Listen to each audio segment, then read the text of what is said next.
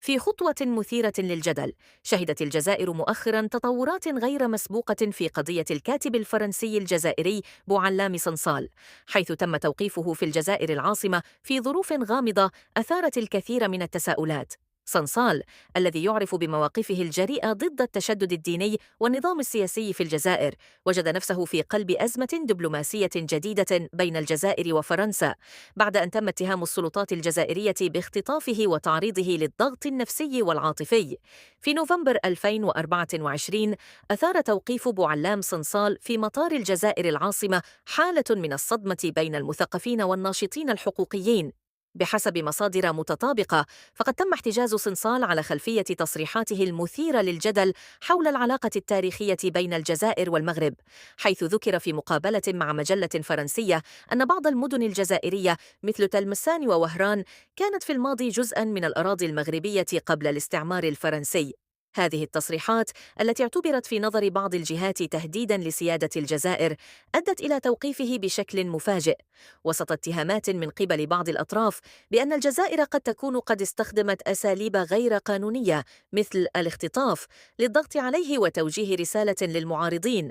ما جعل الأمور أكثر تعقيداً هو تورط الرئيس الجزائري عبد المجيد تبون في هذا الملف، فبينما اتهمت الحكومة الجزائرية صنصال بالتدخل في شؤونها الداخلية، رأى منتقدو تبون أن توقيف الكاتب كان بمثابة انتهاك لحقوق الإنسان وحريات التعبير.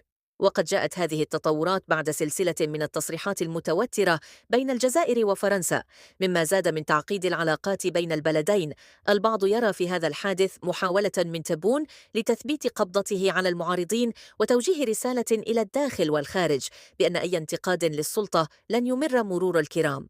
ما زاد من حدة هذا الوضع هو تداعياته على العلاقات الدبلوماسية بين الجزائر وباريس، ففي الوقت الذي اعتبرت فيه الحكومة الجزائرية أن هذه القضية شأن داخلي، خرجت فرنسا على لسان مسؤولين حكوميين ومثقفين لتطالب بالإفراج الفوري عن صنصال. فرنسا التي لطالما كانت على خلاف مع الجزائر بسبب تاريخ الاستعمار، وجدت نفسها في مواجهة أخرى مع الحكومة الجزائرية التي لم تتردد في اتخاذ إجراءات قاسية ضد المعارضين. القلق الفرنسي بشأن الوضع الصحي لصنصال الذي تم نقله إلى مستشفى عسكري في الجزائر العاصمة بعد تدهور حالته الصحية جعل العلاقات بين الطرفين تشهد توترا غير مسبوق.